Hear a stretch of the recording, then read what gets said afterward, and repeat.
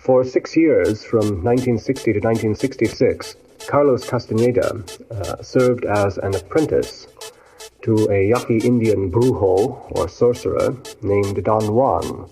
During those years, Mr. Castaneda was a graduate student in anthropology at the University of California at Los Angeles. His experiences with Don Juan led him into a strange world of shamanistic lore, psychedelic experience, and adventures in what Mr. Castaneda calls states of non-ordinary reality, some of which were frightening in the extreme, and all of which are fascinating in the extreme. His experiences with Don Juan are recounted in a book which has been published this year by the University of California Press, called The Teachings of Don Juan, a Yaqui Way of Knowledge.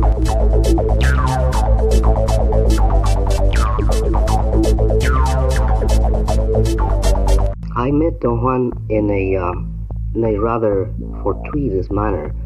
I was doing at the time, in 1960, I was collecting ethnographic data on the use of medicinal plants among the Arizona Indians. And a friend of mine knew about Don Juan. He knew that Don Juan was a very learned man in the use of plants. And one day, we happened to see him at a bus station. My friend went and talked to him, and then he introduced me to Don Juan.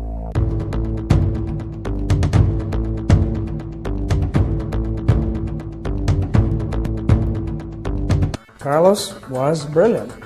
He could have been a legitimate scholar. Legitimacy bored him. He liked playing tricks, and he used his brilliance to play tricks. And his tricks made him rich and famous and got him on the cover of Time magazine, which didn't happen to most of the people in the university. He was really in control of this whole phenomenon. He was this grandiose narcissist who felt he wouldn't be loved otherwise, and like some spiritual people say about Hitler, he did it for love. It's certainly got to be at least true of Castaneda.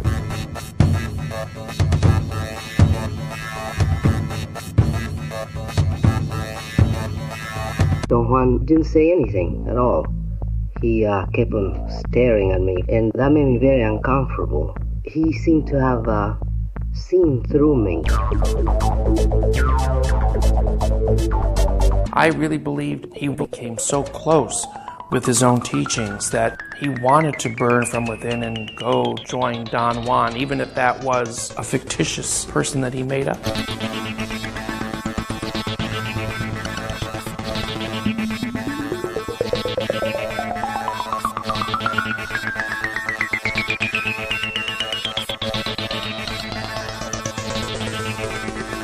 The more time I spent with him and talked with him, I came to understand that the books were fiction. He even told me, forget about the books, don't even read the books, get rid of the books. That's not what it's about. Those books changed my life. My first wife said I would be dead if I wouldn't have found these books, because I was just a hopeless hedonist. However, I think something really went wrong. There are people out there that are saying they should be banned. And it went wrong not because of Carlos, it went wrong because of us, the people who did what we did with what we've been told by Carlos. They're actually putting warnings. They're going to bookstores and putting warnings in the books. Read this at your own risk. It infused my life with magic, and mystery, purpose, and I picked up the trail. These were not ordinary books. Whether you were straight or stoned, they did something to you. These books made the reader into an apprentice. And that just like Carlos was presented as being an apprentice to Don Juan, the reader is an apprentice to the writing of Castaneda.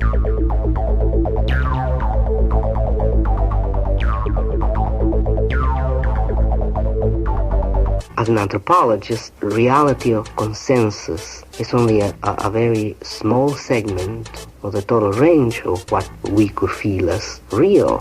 If we could learn to code reality or stimuli the way a shaman does, perhaps we could elongate our range of what we call real to a different interpretation. But the only way we have to code it is as hallucination, madness. We cannot conceive that one could do it. He was just impossibly vital. Every day was a new strange command, an excitement, a new vista, a new adventure. I mean, he delivered up a 12-ring circus. He was the Wizard of Oz.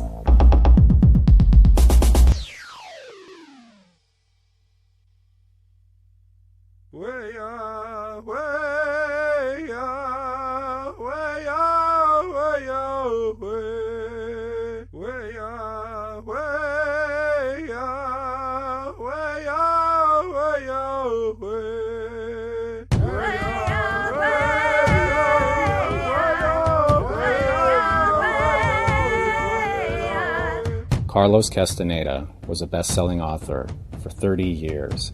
He had written about a dozen books, gave one radio interview in the late 60s, and after that carefully manipulated his fame, limiting his publicity to infrequent newspaper and magazine articles. Carlos erased his personal history and remade himself anew, rarely allowing himself to be photographed. These pictures are amongst the last still known to exist. The inner circle of Carlos's life was no less enigmatic. There was Carlos, then there were the three women he called the witches: Florinda Donner Grau, Taisha Abelar, and Carol Teagues, all three of which, he alleged, also had an apprenticeship with Don Juan, the sorcerer Carlos wrote about in all of his books, and the man whom he allegedly based all his actions upon.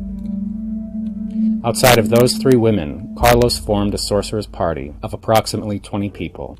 Outside of that, Carlos drew 40 people out of the first public workshop to create an extended sorcerer's party, and taught private classes to those 40 people. I was part of those private classes, and most of the people you'll see here are acquaintances from that private class and Carlos's sorcerer's party. Carlos Castaneda used to say, "We're all beings who are going to die." Now that statement seems self-evident, but for Carlos it was not just a metaphor. The intention behind that statement was for each of us to live each day, each second, as if it is our last moment on earth. This is your last moment, your last act. How do you want this moment to unfold? Everyone I know who is truly a shamanic type walks close to death. I think that all of us tend to make better decisions and better choices when we are conscious of the presence of our own death as an advisor. What does this mean? It means we are capable of looking at all the issues of life from the standpoint of our death. And you know, that brings clarity. If you look at everything going on right now as if you're going to die today, you might make choices with greater courage and passion and compassion than you might do otherwise. You might just sort of lose it all and throw it away. But if, in addition to looking at all the issues of life as if you're going to die today, you have a firm, direct understanding that there is life beyond death and that it has its own conditions, then I think you're going to do really much better than you might do otherwise. I notice a great difference as I go about the world between those of us who have a clear personal experience of life beyond death and those who do not. We tend to look at things a little bit differently. In our culture, a close-up personal encounter with death is not welcomed by most people. Death is really sort of blanked out. People don't want to think about it very much. Our culture doesn't give us a training for what follows death, the way that ancient cultures did. In ancient cultures, it's understood that one of the great things that you can do in life is to be ready to die because you've explored what goes on beyond death and you're ready in that sense. Dreaming prepares us for death. Dreaming shows us what might follow our own physical death. It puts us in contact with people who live on the other side of death. And from this comes power. Academically speaking, I can point to the first drawing of a shaman from Siberia, which is where we get the word shaman from the Tungus people out in Siberia and Central Asia. And back in the late 17th century, 1690s maybe, a Dutch traveler, Nicholas Witsen, came back with testimony about these people and their spiritual healing practices under the heading of shaman. The West supplied the ism eventually, and he drew a picture of the shaman, and the shaman was shown with a drum, beating on a drum, and with an antler headdress. So there was a connection to the animal world, and underneath that was a caption, shaman, or priest of the devil. Our first picture of the shaman came with this demonic, satanic label. This was very threatening to the West. It was also threatening to our rationality, not just to our religion, because this was became soon the 18th century, the age of enlightenment in Europe, when we're supposed to get beyond all this mumbo-jumbo, you know? For the rationalists in the Enlightenment, there wasn't even going to be Christianity, let alone shamanism, but not many people were serious scholars of shamanism because it wasn't out in the culture. We'd heard about medicine men, we'd heard about Black Elk maybe, the Native American figure, but there just wasn't much about indigenous shamanism or this way of spiritual healing until Castaneda brought it into the wider public. His MO, I think, was primarily to entertain, to be the center of attention. I believe that he was compelled to do a lot of what he did because he was a narcissist who is the kind of person who turns into a charismatic leader, especially if they have a great deal of intelligence. They sort of develop this uncanny, almost supernatural ability to read people, to figure out what people want in order to get the attention that they crave. And I think he was fortunate to have picked a subject to write about toward the end of the 60s after Timothy Leary and other of the hallucinogenic pioneers had already sort of created a lot of media attention and a lot of interest in hallucinogens. He seemed to be coming out with a real ethnographic account of drug use and visiting other worlds that, you know, hit the scene at just the right time, and he had the credibility of a degree from UCLA and a foreword by the head of the UCLA anthropology department, giving him a great deal of credibility, and that's, you know, I think that's what he owes his initial fame to. I have spent a lot of time in my life reviewing scientific reports and looking for things that are wrong with them, and which most people who read scientific literature do. I mean, it's not something that's peculiar to me. And I applied this to Castaneda's books. There are three kinds of evidence in the books. One is the internal inconsistency of Don Juan's character, and there are many other internal inconsistencies. A second kind of evidence is the inconsistency between Castaneda's desert and the desert that has been observed by people who actually went to the desert. Don Juan and Carlos run around all over this desert at all hours of the day and night. They never get bitten by a mosquito. They never become overheated. They have all kinds of adventures that would be very difficult in the real desert. There are no details about the desert that seem factual, which suggests that he wasn't there. And the third kind of evidence is I put together 200 examples of echoes from the literature that written by other people about all the things that Castaneda is writing about. And the language of other people comes out of Don Juan's mouth. And the dates when Castaneda wrote these things come shortly after the dates when they were published in the literature or when the new edition became available in the library or the bookstore. It adds up to a pattern of constant reading and transformation of literature into story, which was his working method. Okay, I'm going to right now go for something critical. I mean, I think it's critical because people ask me all the time. And I don't know if it's something you wanted to ask me, but people seem to think that Carlos was sort of a P.T. Barnum type, a real con. And I think that Carlos really was a seeker who believed in what he was doing. And if you weren't there for that call, that was an omen that you weren't energetically available. Carlos, whether he was crazy or not, I don't know, but he believed this. I don't think he was in it for a buck at all. People say he was in it for women. That's a very complex subject. Perhaps he was in it for kind of love and attention. I'm prepared to say that. But he was not cynical in the sense that he's being portrayed. If you just think about the fact that millions of human beings on this earth felt such attraction for that book, just for that reason, we can deny he was a genius in terms of writing books. Which means that for a reason that we cannot understand, when he was writing, in the middle of the human mundane goals, the force of the Spirit was following through. And that was from the Spirit to the people through this writer. That should be a really, really strong impact on his life as a human being, receive the weight of the energy, the impact of the energy of so many people admiring him and calling him Nahual. Probably that was the most dangerous step he undertook, saying, I am the Nahual, I am the one, and the rest is bullshit. I guess he really make a really, really dangerous movement in that moment, because then millions of people look at him and focus their attention and their energy on him, seeing him as the one, in some way as a guru. That should be an incredible pressure. We have heard about people who get crazy just because they get rich and they don't know how to handle the power of money. But this was not only about money, it was much more about that. It was about a dream. He created this dream, and I think he got trapped in the myth. By doing so, he made a big contribution for humanity, but at the same time, I think he paid a really big price. I think he was devoured by his own myth.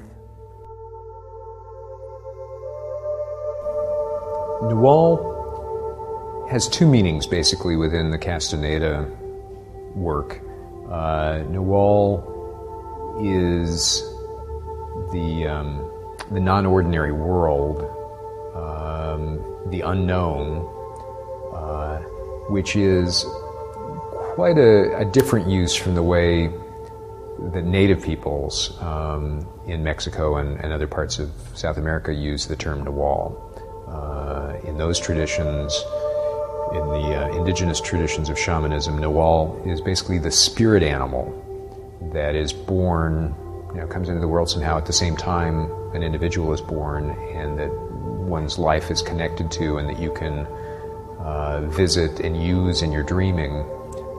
Castaneda didn't use it that way at all. He said that Don Juan said that it means the unknown and the unknowable and non-ordinary reality, and so Castaneda used it in those senses. And they also use the term Nahual as being the title of a so-called double being, a man or woman who has twice as much energy, because they have, instead of the usual 2 balls of energy within their luminous egg, they actually have 4, supposedly. And that gives them the additional energy they need to be an intermediary to the unknown and non-ordinary reality for other people. And they become then, if they are found by someone who's part of Don Juan's supposed lineage, they become a Nahual man or a Nahual woman. And that's what Castaneda claimed that he himself was, that he was the Nahual, the person with double energy that Don Juan found, that Spirit pointed out to Don Juan as being the one to take over from Don Juan, to continue his lineage, which had supposedly spanned 27 or 28 generations. Florinda used to say about Don Juan or about Carlos, and I don't actually believe there was a Don Juan, for the record, but she used to say that when the Nahual was with you, he was totally focused on you. His mind was not elsewhere. And when he left you, he was not thinking about you. And this was the transcendence of humanness, where we think about the past, we fantasize about the future, but we're not present. And I don't know I have no idea what went on in Carlos's mind when I wasn't there, but I do know that when he was with me, when I was alone with him, it was an experience of pure intensity. For me, this is a very, very important differentiation, a very fundamental differentiation, the one between the person, Carlos Castaneda, and what I understand, the entity which I understand as the Nahual. It's like a radio station. It's something abstract, something broadcasting, something that has been broadcasting all along and I've been receiving. That is the Nahual. And the most personal or most concrete it's ever gotten, this concept of Nahual, was it's sometimes in workshops. I remember certain workshops, like at the Bay Area and once at Anaheim, when there was just a magnificent energy of 1,000-odd people, and the Nawal had a magnificent speech. Something happened, like in Anaheim when he dismissed all the chuck molds because of egomania, and he was so infused with energy. He was basically floating. Speaking of perceiving energy, I mean, I was silent because I was just for 2 hours just focusing on his speech and shutting off my internal dialogues. I was capable of perceiving more, and there was this person coming off the stage, radiant like I don't know what. I'd never seen anything like it. Totally radiant, like somehow floating slightly above the ground, coming towards me just by chance and hugging me for no obvious reason. And I felt not anyway particular. It was just a moment suspended in time.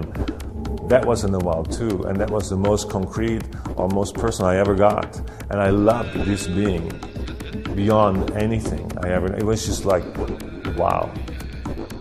But then it dissipated and life takes over, and then, I don't know, at other times I find that sort of same entity babbling inanities in his own house where I was invited to a party and I found him disgusting. But that at best was Carlos Castaneda, or I wasn't able of perceiving something else.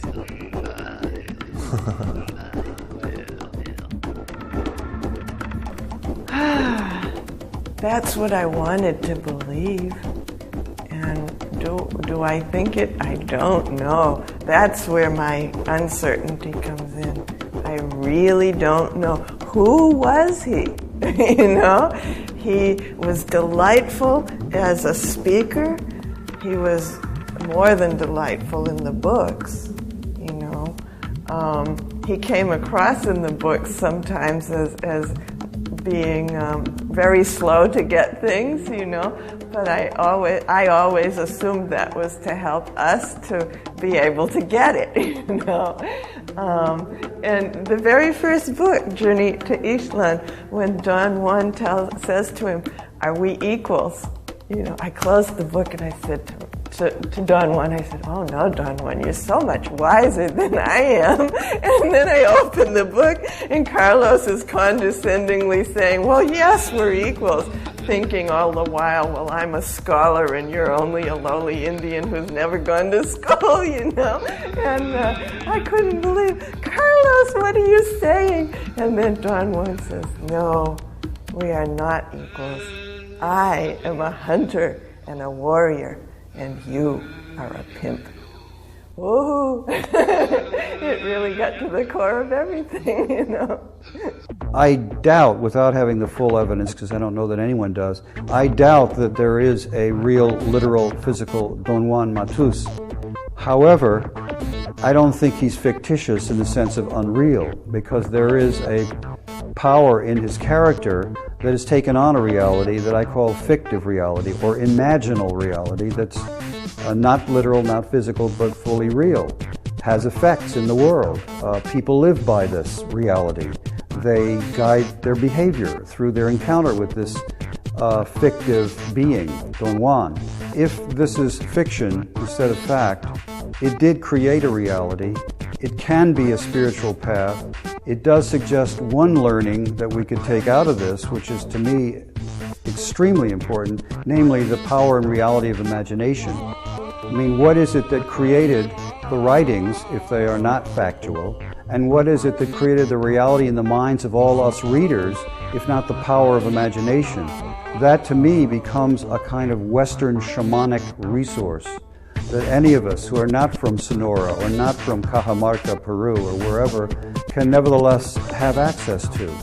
And so I find Don Juan and Carlos in the books and outside the books as creating something that testifies to the power of imagination as a process, and it gives us a product of that process, namely the stories of shamanism, which have awakened us to this resource of the spiritual legacy of the planet. The Aborigines say that the big stories in life are stalking the right people to tell them. like predators in the bush. The big stories of life are hunting the people who will tell them. The big story of our lives, our personal lives, are hunting us. They hunt us in dreams. The bearers of the knowledge that belongs to us on the level of soul and spirit, that belonged to us before we came here, are hunting us. They will hunt us in dreams where our left brain inhibitions and everyday preoccupations are released. To do what? To put us in touch with what our larger identity intends for us. The events and circumstances of our everyday lives have their source and their meaning in a deeper order of reality. Traditional peoples, some traditional shamans, for example, say that nothing happens in ordinary life until it is dreamed. They're saying we not only see the future in dreams, but we create or co-create the world in dreaming for ourselves and maybe for the planet as a whole. I believe this is true, and I think if we're out of touch with that process of creation, we are limiting our world and limiting our experience of the world in radically awful ways. I say radically awful ways because if we're not in touch with that deeper experience of meaning, we will do things to ourselves, to our environment, and to each other, which we cannot do if we are in touch with the deeper nature and purpose of life. We cannot go on destroying our environment if we are in touch with this deeper level of reality. If we know that the world dreams and share in the dream of the world, if we know that the trees dream and share in the dream of the trees, if we know that the animals dream and share in the dreams of the animals, as all shamans know, for example, as we can know in everyday lives, and we cannot do to our environment what we've been doing. If we know that in dreams we can share the experience of other human beings, know what it feels to live their lives, know what it's like to walk in their shoes, then we cannot hurt them and harm them, or even be indifferent to them the way we might be otherwise. If we know that dreaming is a deeper dimension of reality, a real world may be more of a real world than ordinary life, rather than a fantasy world, then we can bring magic from that world into this one, and we can re-enchant our lives.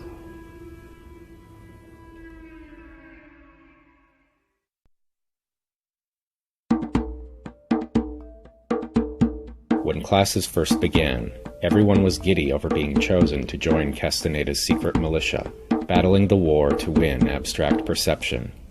But Castaneda's inner circle was like an onion. There were many layers to penetrate before you got to his center. And like everyone, I was eager to get drawn deeper inside. So I forced myself to the front of the room to get him to notice me. It worked, and he seemed to take a liking to me. But the more time that passed, the wider the divide grew between living the path alone and living it under the mandate of its leader. Castaneda had a knack for reading people, and I didn't want him to sense my hesitation. So one day, I inched my way to the back of the room, where I hoped to evade his powers of perception. The next day I received a phone call from one of his wards asking why I wasn't in class. Fibbing, I said I wanted to test my ego and give someone else a chance at the front row and describe the day's events to prove my attendance. Content, the ward hung up and I heaved a sigh of relief. I was off the hook. Minutes later, the phone rang again. Castaneda's ward called back with explicit instructions that Castaneda would prefer it if I stayed at the front of the room. I was back on the hook and chuckled to myself with a warrior's detachment. Castaneda had taught me well. A wave of energy he called the cloak of confidence overcame me. I knew what had to be done. I had placed myself in his sights, and now would have to implement his own teachings against him in order to continue receiving the value of his knowledge. There must have been others like me, but I dare not blow my cover to find them. Months later, my hesitation softened when Castaneda pulled me aside and commented at how impressed he was with my progress. My ego reveled in the compliment, but was it truth or mere manipulation designed to draw me out? I assessed the situation using Castaneda's own guidelines and concluded that even though it was clear he struggled to embody his own mythology, the myth had a power all its own. So I watched, unsure who had made the miscalculation. Me for embracing the path, yet secretly rejecting its leader, or those classmates who gave themselves over, body and soul. I was in love. I was in love with Carlos. We met via Florinda and began, after 6 months, a love affair. And he told me that he had been celibate for 20 years waiting for me. And I laughed in his face. I said, "Come on, please." And he was so charismatic that after several quarrels about it, he had me convinced that this was indeed true. This seems absurd, but I didn't live in Los Angeles. I didn't see him interact with any other women. I lived in the San Francisco area, and he called me every day, making love, and I would meet him for trysts in motels and hotels, and I didn't know. And eventually, when I moved to Los Angeles, it became absolutely apparent that I was part of a large harem, and was presented. This is 4 years into our sexual and romantic relationship, during which time he had proposed marriage to me, and I had responded that I would marry him, and was waiting for this wild trip to Las Vegas we were going to take to have a crazy elopement. And he'd asked me to announce publicly to all my friends in the Bay Area that I was his fiancée. So I told, it spread like among the New Agers like wildfire, and then he asked me to stop at a certain point when I told a great many people, and I said, why? And he said, I wanted to see what the auras of those New Agers would look like. And I said, what did they look like? And he said they were jealous and envious and full of hatred when they found out. So now it's time to stop talking about it publicly. Well, by then, to this day, I have people saying, aren't you Castaneda's fiancée? And when he died, a woman who didn't know me well sent me a condolence card, a bereavement, sorry for the death of your husband card. And Carol was at my house, and she looked at it and she said, oh my God, can you imagine how many women got these? And she tossed it. So it is the blackest of humor. When I found out about that, my first reaction was, why didn't he want to have sex with me? I got very jealous. But this is amazing. What's wrong with me, Because at that time I was still thinking the Noir was my only possible savior on earth. And so I went into this, what's wrong with me, like the very classic jealous scene, which I also thought I had far overcome, but it served a certain purpose, which is to inject the Noir into the women, and that it only applied to very slow women. That made me feel bad because I thought, maybe I wasn't very slow, so that's why I didn't. So I still, as it turns out, I had sexual hang-ups because I just didn't get over it.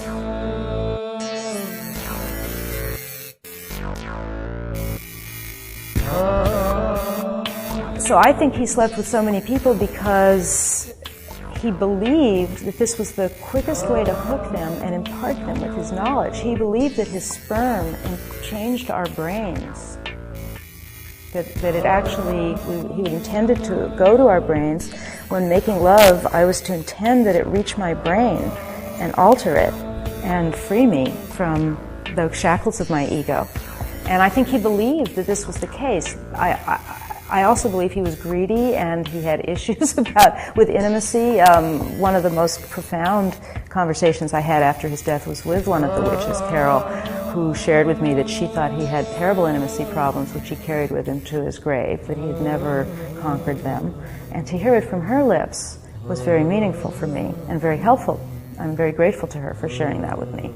And she said she thought he had more women than anyone on the planet. I said, Will Chamberlain? And she said, yes.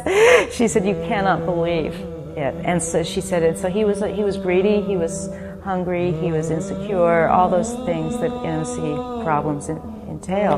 So it's a combination of just human folly and his belief that he was imparting something and receiving energy. I'm sure you're familiar with these Taoist beliefs that older people receive juice, so to speak, from younger people energetically. He also indicated that he believed in that it was a trade. We were getting the Noir's sperm and he was getting our life force. The way he described it to me was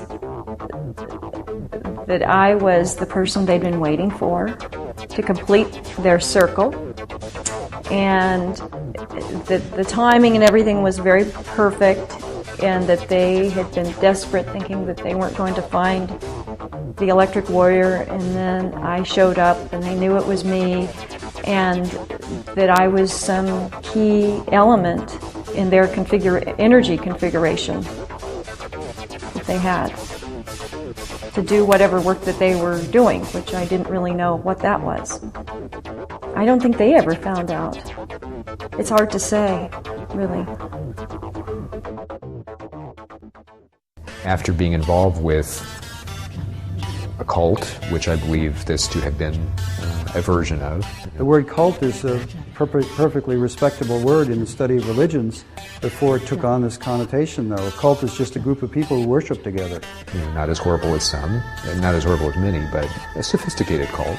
The early Christian church was a cult in the Roman Empire. I think he did brainwash these women. I think they wanted to believe that he was this mystical human being. He wove them into his myth. It depends on if it's somebody else's spiritual path and a group of people are in there and some strange things happen, all of a sudden it's a cult, and I think that word is thrown around very loosely. I think he had shown them some kind of magic, which he was capable of. He had read their minds. There are cult awareness networks out there to protect us from cults, but then there are valid spiritual experimentations that are getting a bad rap. He wrote many of them into the books.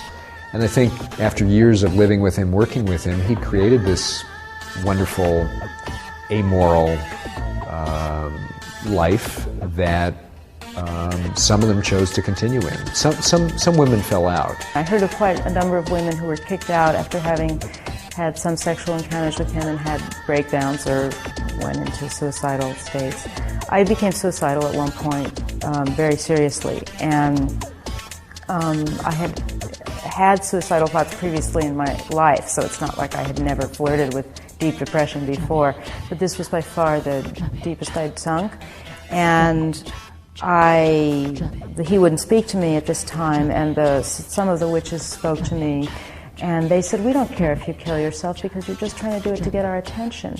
And I said, "Is there any way to die as a warrior?" I said, "I don't want to live. I have nothing to live for. I mean, you won't have me, he won't have me. I see no purpose to life." Florinda calls the world the sea of gargoyles. There's nothing in this world to love. And Carol said to me, "Well, if you really could die as a warrior, free of wish for people's attention, I think that would be a very noble choice.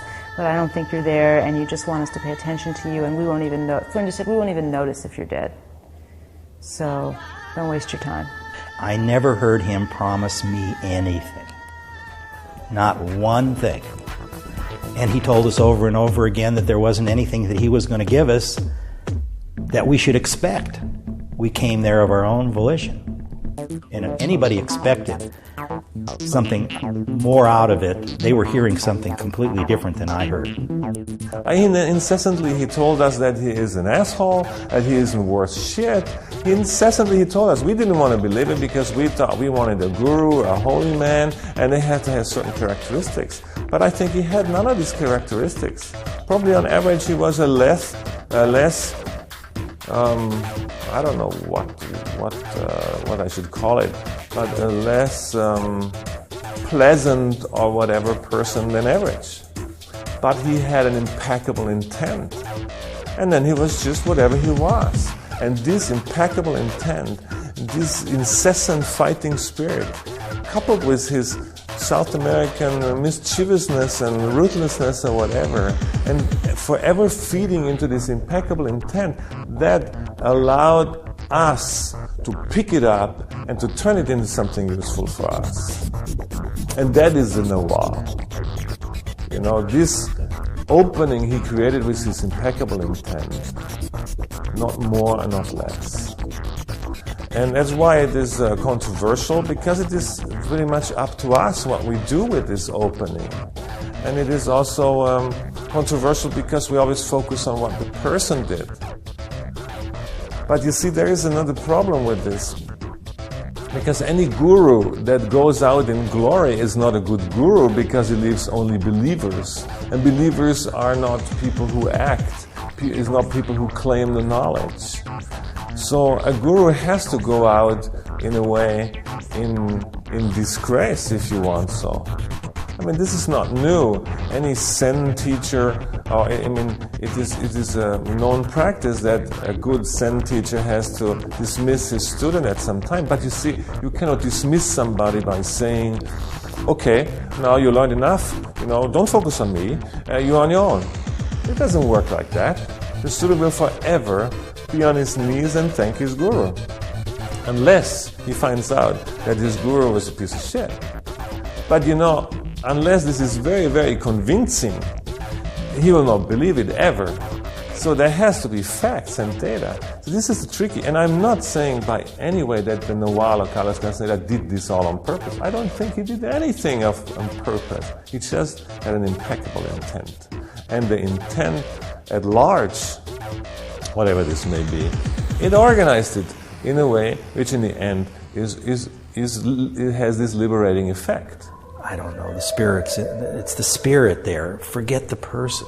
If you don't believe that the spirit's there, then it couldn't be there in any way for you. Either you believe that the spirit brought you there, the spirit controlled it. Carlos was a manifestation of the spirit, clearly. Why would we want to fight that issue? Then why, and what were we doing there? Because we wanted to hero worship a man? No. We wanted to get close to the spirit. For me, coming from the Toltec tradition, seeing the brilliant parts of the works of Castaneda and seeing the crappy parts of some of his doings, it's just what we are. You know, in the Toltec tradition, there is this important symbol, which is the feathered serpent, Quetzalcoatl. The feathered serpent is different than the symbol of the Aztecs, where the eagle is killing the serpent, as you can see in the Mexican flag shield. But in Quetzalcoatl, the eagle is not killing the serpent. The serpent is what it crawls, is the mundane, the matter. The eagle is the spirit, what it flies. But the eagle does not kill the serpent. They become one. And I think that's a really balanced approach to what we are. Sometimes we're angels, sometimes we're devils. And we better do something about assuming that we are both, so we can do something about both sides, like making the good side, so to speak, grow and controlling and not letting the dark side to grow too much, so we can get to a balance. And then if we think about the figure of Castaneda in that fashion, perhaps we can see also the eagle and the snake. And I think this could be a good way to understand that. It's our responsibility to decide how we're going to approach that work. And I think that's relevant. Being able to rescue the valuable part and to take aside the part that is not useful for you. That's like more balance, and that's what I would recommend to most of the people to do with the books of Castaneda.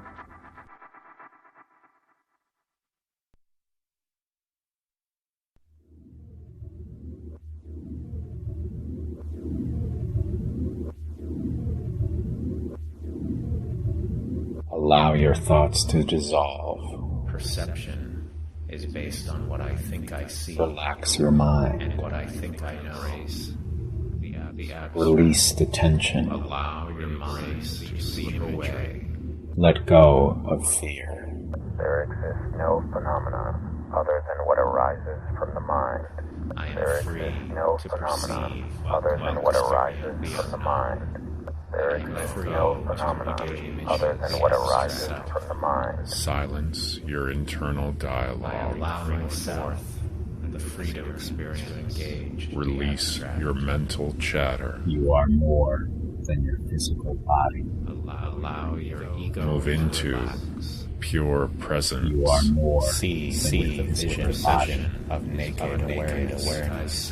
Move into pure awareness. Infinity is waiting. Perception is yours. Feel the intensity of a silent mind. You are gaining access to the infinite. Feel the intensity of presence. Your consciousness has awakened.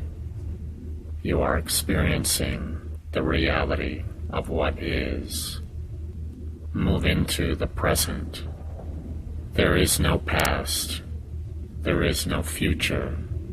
There is only now.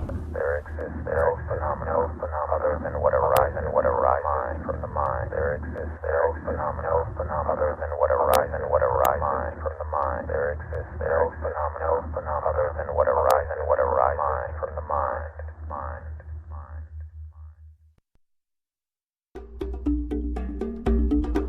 I went to this little dinner, and at that party he did give us some sorcerer's food, which was really interesting. And he had been preparing me for weeks on the phone, telling me he was making it, and that he was, one of the things he was making, he dug up a plant in Florinda's backyard and made it out of the plant that grows right in her backyard. And it was mildly psychoactive substances. One I identified as Datura, made exactly as he gives the recipe in his book, The Yaqui Way of Knowledge. It was that jelly, and it was good. He's a good cook. And I don't know how much longer, about half an hour later, we were watching skits. And all of a sudden I just felt a little tingle, and I looked to my left, and Bruce Wagner was sitting there. We both looked at each other at the same time and had this little sparkle in our eyes. And I knew that I was coming on to something. I thought, this is exciting, because he had told me over and over, you're going to fly, we're all going to fly.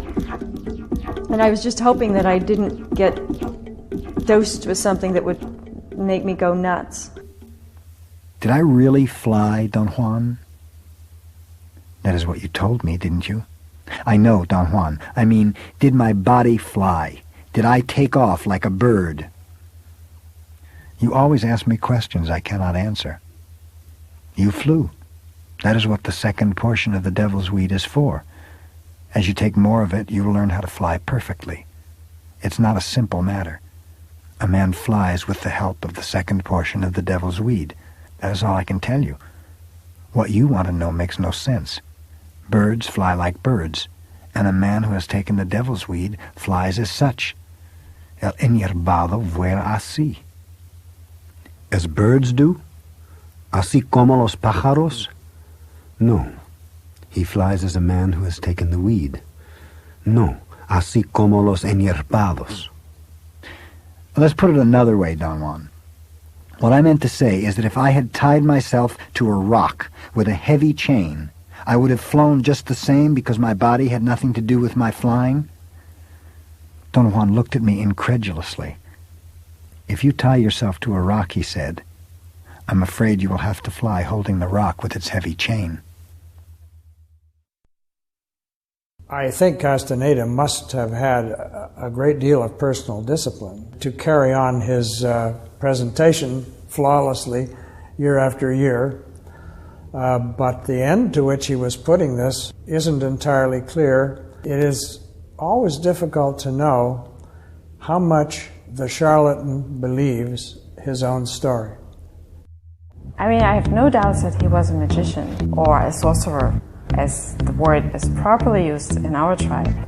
Like I remember the pigeon Taisha was supposed to have in her house, which was this big pigeon with no legs, kind of twisting, wobbling on sandy ground, which had come from another world. I was dying to see this pigeon. I did not want anything else in life at that time but seeing this pigeon. So I was sitting in the workshop just like almost sweating because I had heard the rumor, that was I believe the Westwood workshop, that the pigeon is going to be shown. And I was out of myself because for the first time in my life I knew now I'm going to see something which I can use to convince myself all those other things I detected, which are much minor than a extraterrestrial animal, also have validity. So I wanted proof for my own experiences by seeing that extraterrestrial animal, that pigeon. And for some reason, he got around so well. I know the reason I was told why the pigeon didn't show up on stage is because some of us, our energies build up enough, and we would simply faint and lose it, and we would end up in mental hospitals, which is very convincing. I couldn't have agreed more. Of course, not me. I was ready to see that pigeon. So it didn't occur to me at that time to ask myself, maybe there was no pigeon. Because I had heard that somebody had seen the pigeon in the parking lot, in the car. And so I was sure there was this pigeon because there were so many people involved, so many eyewitnesses, which actually all were coming from Clear Green, and rumors handed over under the table that that pigeon was supposed to be there.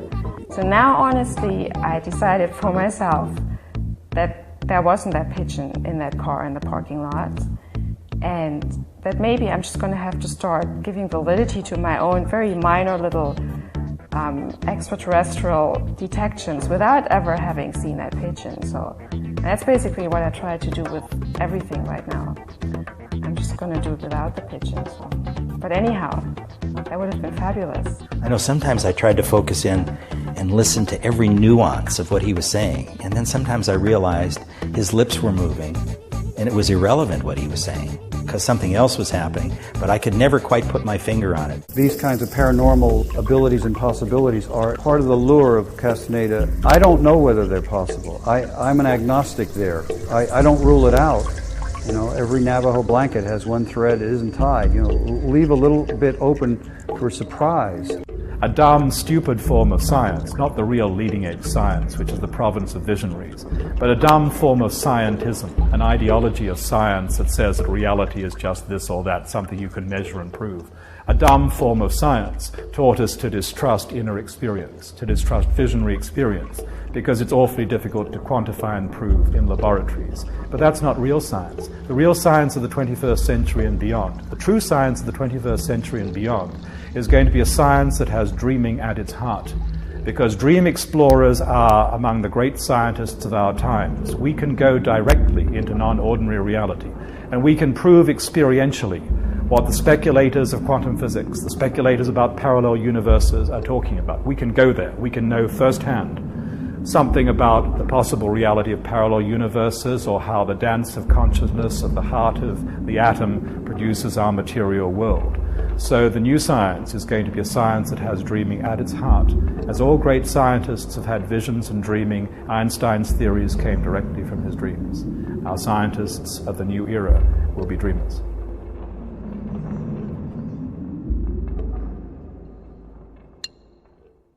The debate over the authenticity of Castaneda's teachings rages more intensely today than when the movement was at its peak. For an outsider, the polemic can be reduced to one simple question: why? For Carlos, this was a revolution of consciousness, and the goal was ultimate liberation from dogmatic ideology, imprisoning us both in life and in death. The training ground for this ultimate freedom began with the militant pursuit of techniques Carlos alleged would refocus personal energy and enable conscious immortality. The recapitulation was a technique used to review and release every personal interaction since birth. Inner silence was the stillness of mind which made abstract perception possible. The warrior's way was our own code of ethics outside of acceptable social norms. And physical movement known as tensegrity redistributed personal energy in preparation for death's final leap called burning with the fire from within. Combined, these techniques reclaimed feral energy vital to the survival of humanity, yet lost in a world lulled by domestication. Whether any of this was true or not, Castaneda's intense belief in these concepts made life in his world all the more alluring. But he warned it was a world our ego would fight to the death to disallow. Castaneda compared the ego to a hunted monkey. In the jungle, hunters catch monkeys with a simple trap, a jar filled with nuts.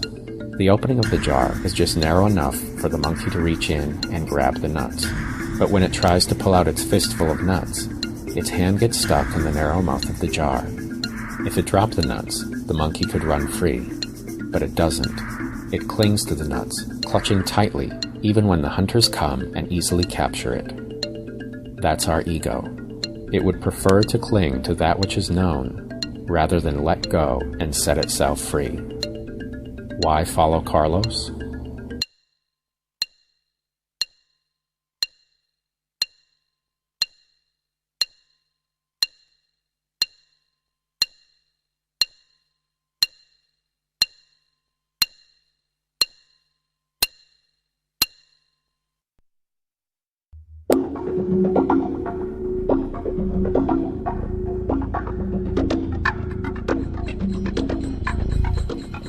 As I understand the recapitulation, well, first of all, we were to make a list of all the people that we'd ever met in our entire lives. And that's daunting. He said start from the present and go back. For me, it was so much easier to start from when I was a little girl and then walk out into my neighborhood and find, the places I went to and the people I saw. It was so much easier that way for me. But anyway, even that in itself, the idea of closing my eyes and seeing my house and then moving out from my backyard, and who did I play with in the backyard when I was a little kid? I mean, that brought back all kinds of memories and feelings, But the whole idea is to pick a person that you're focusing on, create a scene, and then move into that scene. And to me, it was you breathe in everything from the scene that you can remember. You breathe it in, and then you breathe out all the stuff that's put on you that isn't you. You breathe yourself back in from the scene, and you let go, people's judgments, especially if it's mommy or daddy when they're coming down on you for something. You breathe out those judgments, let them go. Breathe back in the pieces of yourself that get scattered when those judgments come down on you. That's my understanding of the intent of recapitulation is pulling back the pieces of yourself and letting go the things that are put on you that aren't necessarily who you are. But to me also exploring those scenes and then again feeling like one day I was recapitulating the first love of my life. And the rush of feeling and emotion that came up, it was so still alive. And it had been over 20 years, And the tears were as real today, They were coming down, they were real. And the feeling was as real today as it was back then. So that to me is a gift. It's a time, a giving yourself time to find out who you are.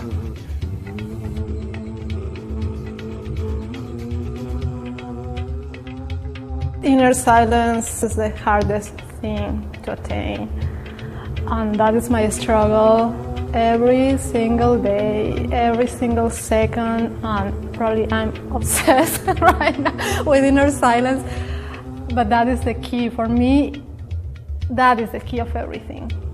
When you have the control of what is here and be able to say, shut up, and when that thing shuts up, then you can talk about business, For years I have truly tried to live in accordance with your teachings, I said. Obviously I have not done well. How can I do better now?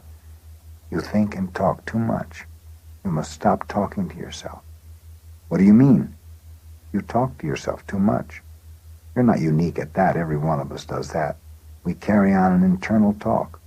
In fact, we maintain our world with our internal talk. How do we do that? We renew it. We kindle it with life. We uphold it with our internal talk. Not only that, but we also choose our paths as we talk to ourselves. Thus we repeat the same choices over and over until the day we die, because we keep on repeating the same internal talk over and over until the day we die. The warrior is aware of this and strives to stop his talking. It's like life, and what is my position in front of life? What is my little voice telling me? It's telling me, hey, you cannot do this, you are crazy, forget it. That is what it's telling me all the time. But now I'm able to, hey, what are you saying? I'm doing this, but this is saying something else. So there are like two different descriptions of the same, this is me, right? But this is my dialogue here, and this is what my body is doing. And how can I integrate what my little crazy voice is telling me with my body? Probably if I integrate these two poles, probably I can intend things, because my body is going to be working harmoniously with my mind. I'm going to be in control of my body and in control of my mind. It's going to be unity.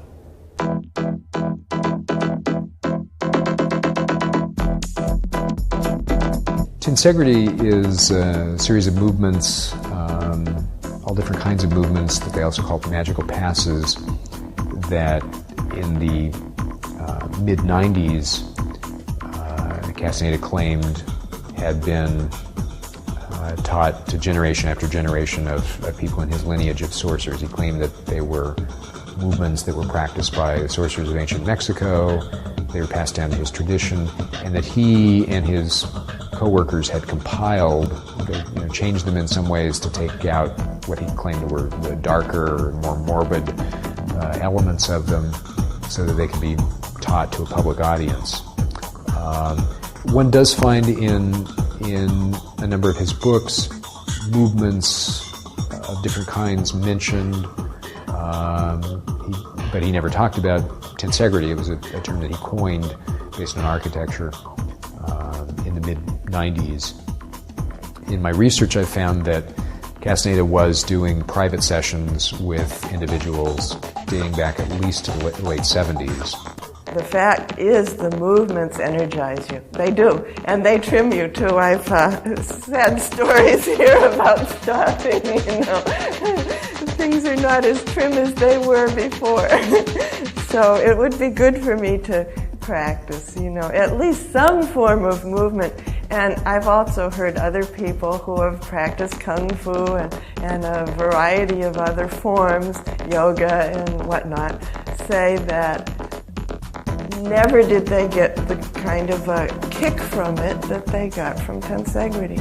So, and these are not necessarily what is now known as true believers, These are general people just saying, well, I don't know what it is, but there's something that I got with the tensegrity that I didn't get with these others. And a thought just crossed my mind, oh yes, there's been a lot of talk about placebo effect, amongst the list people. And placebo effect is that when you believe something strongly enough that it will affect the outcome. Well, maybe that is what it was that got us all. Maybe it was the belief that there was that extra added something and we were reaching for freedom. So maybe that was what projected forward so that we got more of a kick. I don't know. But my feeling right from the beginning was whether Carlos is telling us the truth or not, and there was something in the back of my mind that said that, whether he's telling us the truth or not about this coming from the ancient Toltec sorcerers, actually moving is what I need to do because I sit too much. And I figured at the very least, I'll get benefits from my physical self, and at the very best, I'll get what he's saying we'll get. Of all Castaneda's followers, one stood apart from the rest as the living epitome of his teachings. Her public presentation of the warrior's persona was so intense that she became the icon to thousands of his followers. That woman was Kylie Lundahl. I loved Kylie. I loved the passion that she had in watching her move. And I'm just getting goosebumps now thinking of her. Kylie believed not only in what Carlos was saying, but she wanted to attain that. And you could see it with every atom of her being, how she gave during these moves, and her focus, her attention. I think she truly loved him. You could see it. And sometimes when I'd pick you up, I would see her running to the car to get the car to get him, and you could see it. She really, I think there was something, it was a dual thing inside of her. She felt love on a personal level for this man, but at the same time, there was respect because this was the man that helped save her, helped turn her life around, that she's following, and she's becoming a sorcerer, and so there's a dual level inside her. You could see the respect, and everything she did with 110% of her being.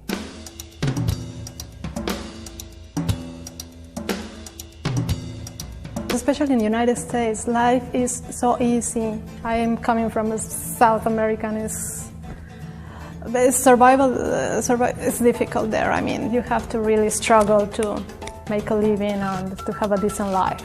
I think that people there, for that reason, people is closer to the being that is going to die. I've seen the dogs here. That is incredible. That fascinates me because in my country, you see the dogs, and the dogs are like so wild, and they bite you and they kill you in the streets, and they are like running all over the places. And you know, I love those dogs. Are scary as hell, you know, but are dogs.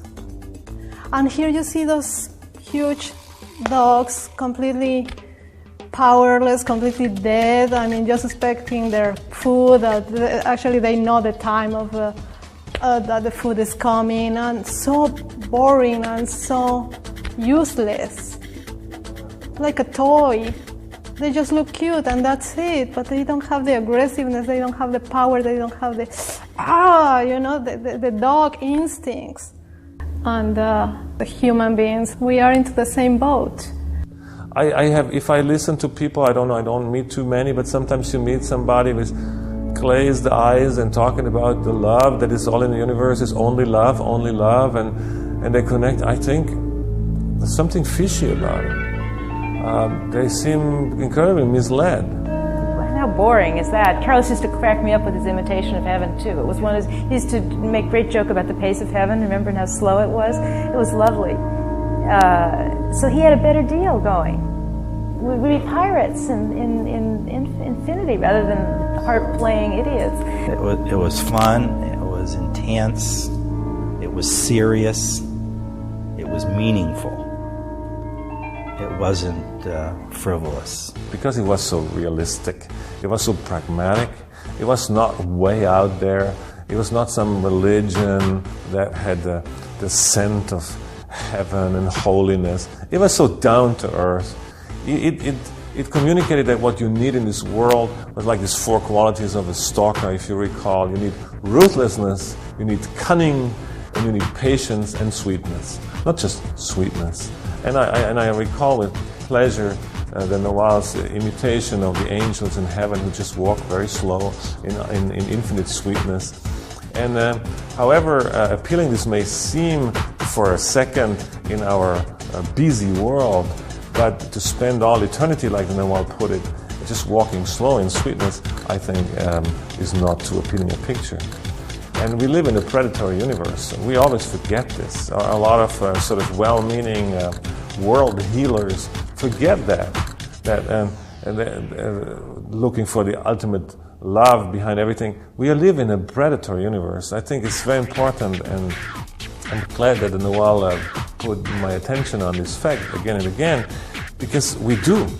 There is absolutely nothing out of this predatoriness in this universe. And it has to be, because in order to evolve, we need antagonism.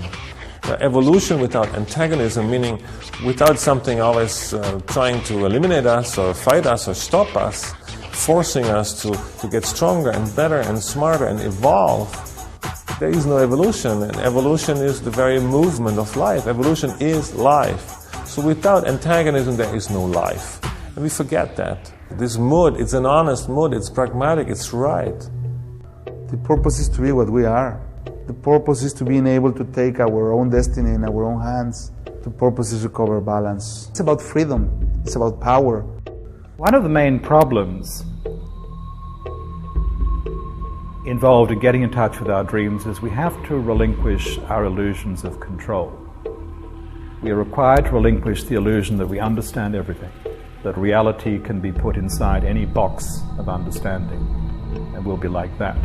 We have to relinquish our idea that we are masters of the known universe and accept that we are operating within a larger universe with which we are connected. We are in fact multidimensional experiences, multidimensional beings living in ordinary reality, a three-dimensional existence. Dreaming takes us to the heart and epicenter of our multidimensional identity. That is terrifying to those of us who live primarily on the level of the ego, on the level of the everyday personality, or on the level, worst of all, of what other people tell us we are or can be. It is terrifying to the ordinary self, to the daily trivial mind, to be in the presence of a larger reality that might seem to swamp its expectations and ability to control things. So, to go into dreaming, we need to find a way to reopen naturally and easily to the fact that there is a lot more to us than we understand on the level of the everyday mind. That's the beginning.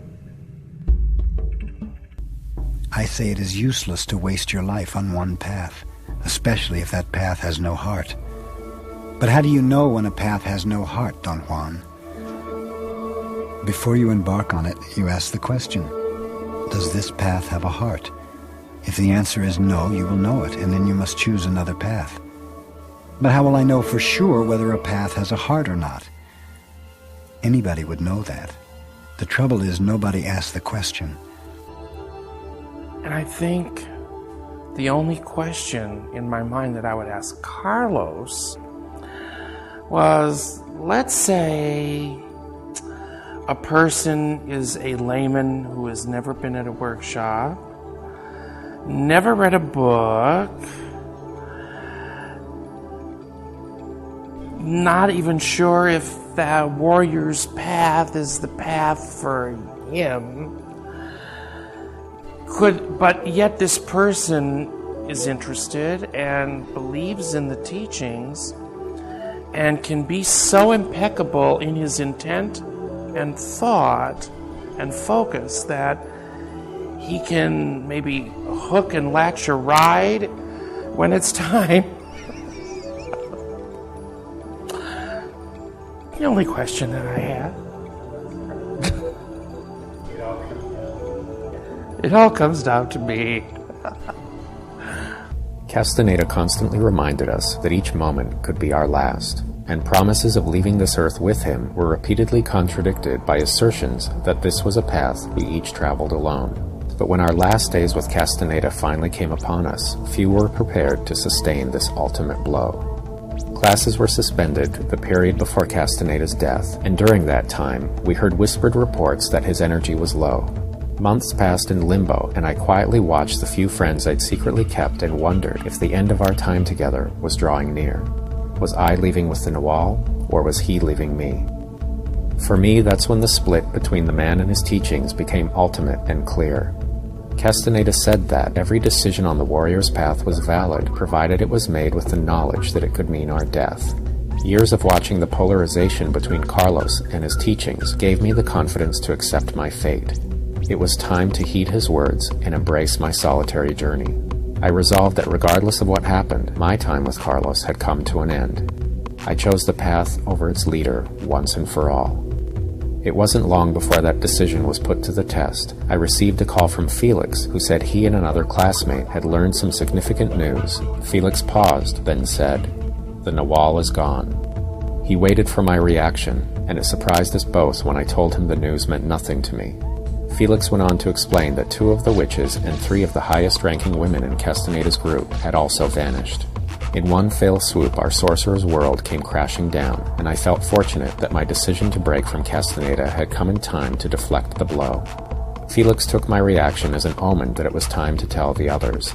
I agreed, although we both knew it would send shockwaves through our tiny enclave of sorcerers, and ultimately to an entire generation of readers as well.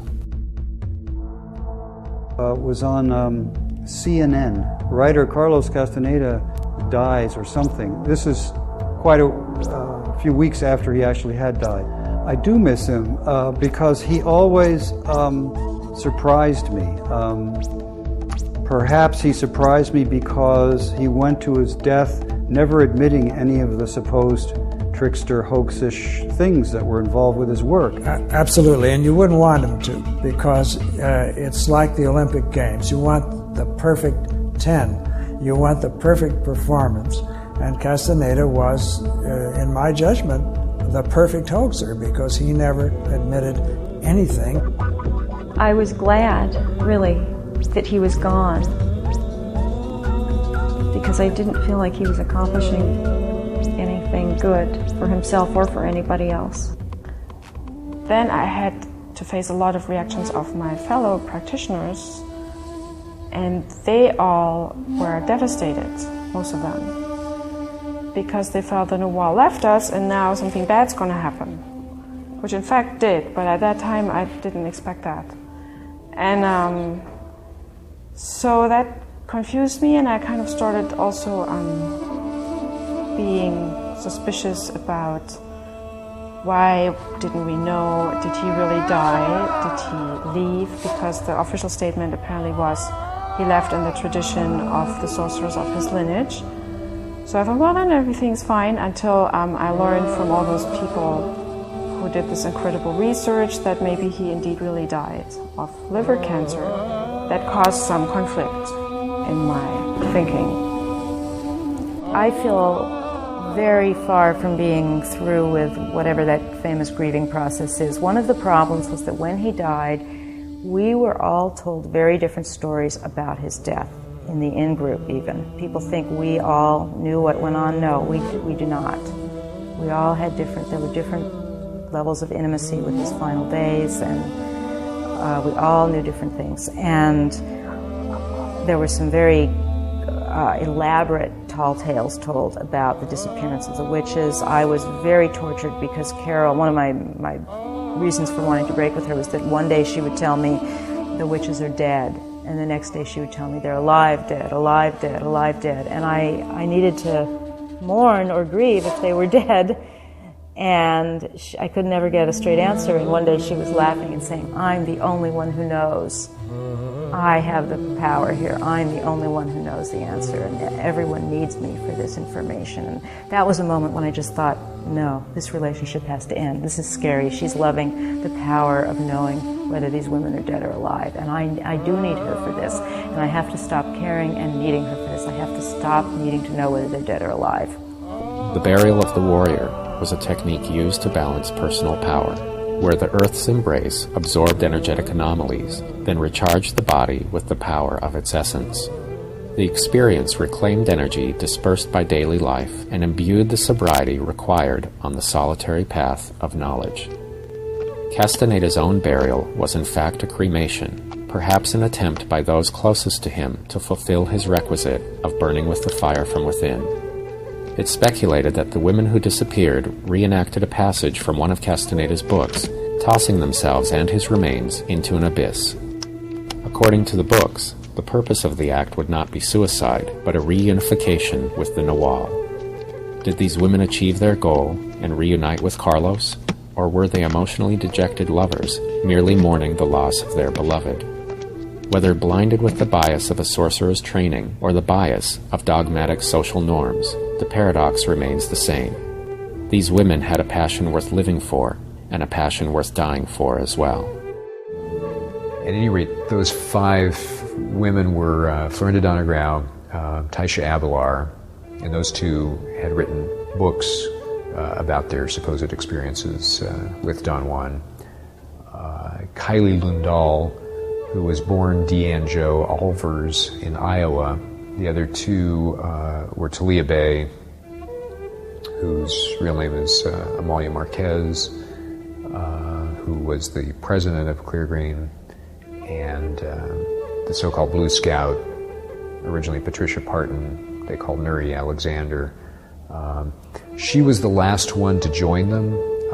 As best I can piece together, 4 of the women left together, probably in 2 separate cars, and headed east toward the desert. And Nuri seems to have joined them at the last minute, took her own car that was registered to her, whereas the other 2 were driving cars, whereas the other 4 were driving cars that had recently been purchased for cash and weren't traceable. She drove her own car and abandoned it in Death Valley. Police found it and reported it to Clear Green because they found some identification there and papers with Clear Green's number on it. And that's the last we know of them. The excitement of their life, I mean, what could replace the excitement of decades with Carlos? Being cast back out into the world. I mean, if they're alive now, life must seem dull. It might seem dull. On the other hand, I will say this. Let me take a devil's advocate position for one moment. After he died one day, Carol and I were spending a lot of time together at that time, and I said, I have to say something to you, Carol. I'm relieved that this is all over. I'm so exhausted. And she said, we're all relieved. We're all exhausted. So their allegiance was absolute. There's an addiction to the adrenaline, an addiction to the love, and the tremendous adventure, and all the things we've talked about hoping to die with him. At the same time, we were all just afraid. I know a lot of people had thoughts of suicide, including people within the group and people who'd been close to the group. It came up for me, so I consulted the I Ching about it, and the I Ching was like almost saying, yeah, do it. So that made me work with it some more, and basically I started developing this idea about maybe going out to the desert. I knew that the car had been abandoned in Death Valley, and I thought of going out there and seeing what I could see, and if I had a feeling that it made any sense to jump off somewhere. You know, I didn't know what I was going to do, but that was sort of this thing in the back of my mind.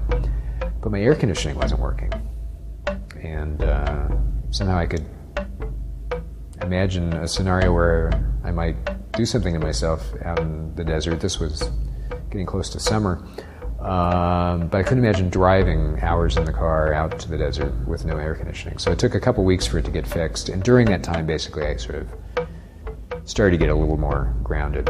So then the water was gone, the witches were gone, all my coziness, my home, my Soseric world plastered apart. And in this time, once I met with Corey Donovan, who is actually a good friend of mine, and he talked and talked and talked. He talked about all the things he had found out about authenticities and about lies and things that were not quite as we have been told they were. So he was talking and talking and talking. I just let him talk. And while he was talking, I sort of, I don't know, it came into my awareness, but at the same time, I also had present all my bodily experience with these people, with Florinda, with the Noel. So here he was talking facts, and here I had a very strong, 4 or 5 years of personal interaction. I had a bodily experience. And it was oscillating back and forth, and there was absolutely no way to reconcile it. I did not fight Corey. I believed whatever he said. I had no problem with it. But on the other hand, it did nothing, absolutely nothing to my physical and bodily memory or experience of the magnitude of this interaction with these people, with this myth. So, and what it did, it created a magnificent opening in form of a cognitive dissonance. Just right then and there, the moon shining into my face in my old apartment where Corey and I was living. It was maybe a 1.5 hour event or something. And here I was, the biggest cognitive dissonance and opening I had ever experienced. And Corey was instrumental. He held open one side of it, and the other was just my energy body or my memory or whatever. And I walked out of his place so silent and so content as I could not remember. And from then on, I don't know, then one thing followed another, and suddenly, I don't know, at one point, I suddenly saw a light. I mean, figuratively speaking. I don't want to sound too new agey. I saw a light, it was like, and it was my own light. It was my very own navigation, my own light tower, which up to some time before the Nawal has been. For 20 years I followed him. I followed his navigation. I followed his finger pointing the direction. And there he was, and finally sort of, I don't know, destroyed and yet not destroyed. And I finally had my light back.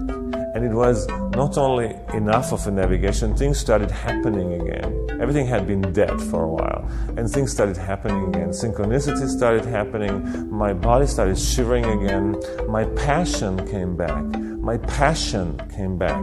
And this was a passion without a goal orientation. And that was new. And that was all that was new. And I think it is still all that is new. I have a passion now which is not geared to anything in particular. And before I had a passion, a strong passion, but it had a very concrete focus.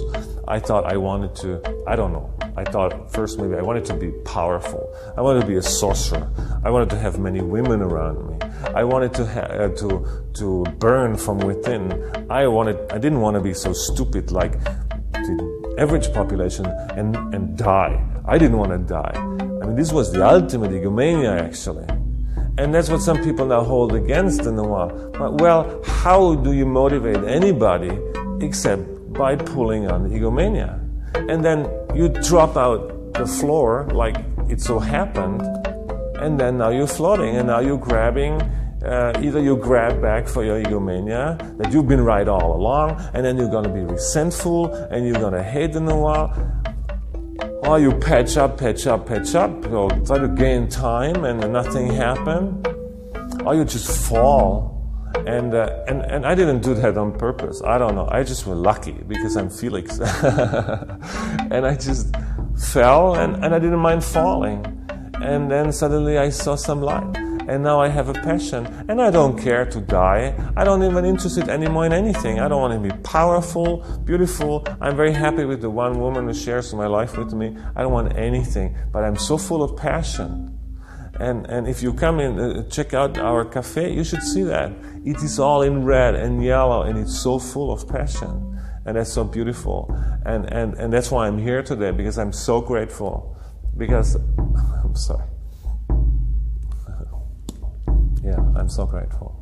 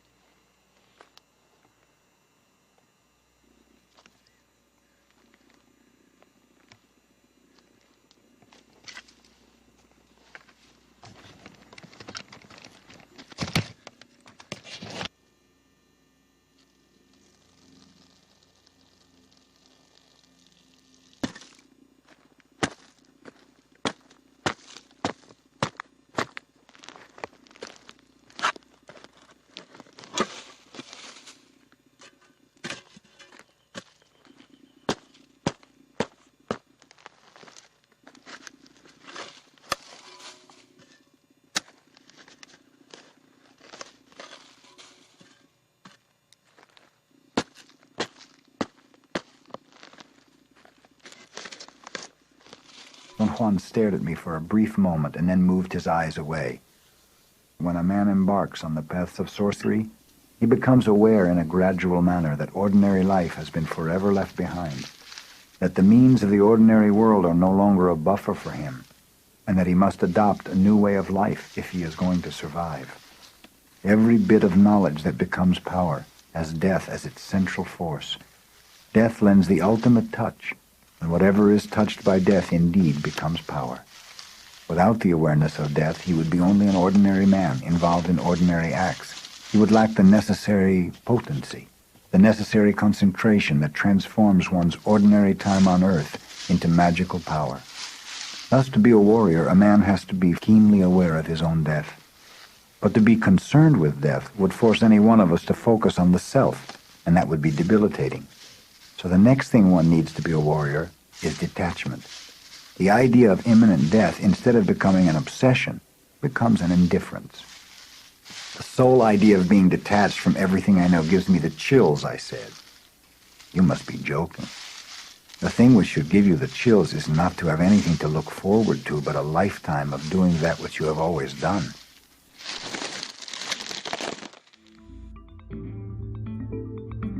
Carlos used to call infinity the dark sea of awareness. It was the sea in which we would all navigate our own awareness into that vast unknown, for no other purpose than to explore its wondrous mystery. And though the chances of success were as futile as a fish that could fly, the struggle for that journey could not be denied by anyone touched with the yearning to break free. Carlos called it the solitary journey. He said that, although you will meet people in your life who are traveling along the same path or heading in the same general direction, Ultimately, you will face your death alone, venture out into the dark sea of awareness and solitude, and discover wherever it may take you. No promise of heaven, no promise of eternal life, only an endless struggle of the sublime en route to an adventure beyond that which is known. That's where Carlos was the true realist. He didn't try to sugarcoat the afterlife. He didn't try to sugarcoat our death. And I think those that were damaged most by Carlos are those that expected the most from him. If one engaged Carlos as a solitary being who was traveling down their own path and just happened for a time to find a man like Carlos traveling in the same general direction, then you would have expected little or nothing from him other than temporary companionship and a few shared moments of enjoyment, because ultimately how we shape our lives would rest on our own shoulders. So for me, I am left with fondness for Carlos. He was a true visionary. And when measured against the average citizen of this planet, he was by far a rare and inspired solitary bird.